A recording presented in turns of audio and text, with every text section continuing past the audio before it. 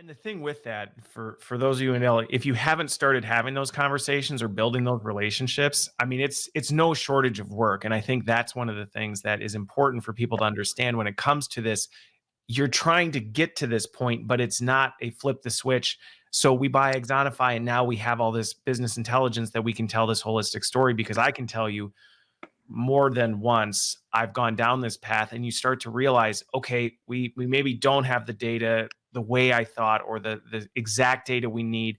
And you have to find the people that have the right data and understand where this business intelligence is. There's a lot of relationship building, a lot of conversations and collaboration that has to happen before you can just buy a point solution and say, great, now we can in theory feed in this data, but have we done the work to get to the point where we can actually do that in a good way? And I think that's the journey versus the, destination. It's similar to how we've been saying for years that IT should be our best friends, because we're going to need them as part of the work that we're doing. And we know where they tend to be focused on customer facing initiative.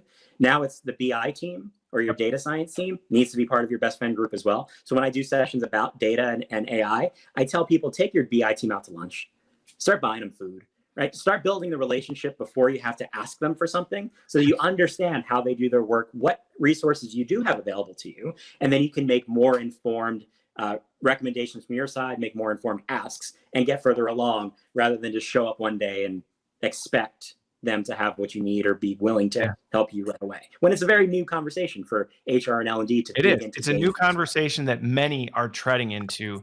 And and that's the other thing I think around setting expectations on this is one of the things that can either be a very good or a bad thing, is depending on how you do that you're making sure you set expectations accordingly. The time and the effort it's going to take to do this. You're not going to implement something like this and in the next quarter be able to prove, oh, we can now say, to your example, $1 million of this contribution came from learning and development. That's not an overnight success. And don't set expectations that it will be, because that will come back and it will blow back on you if you do.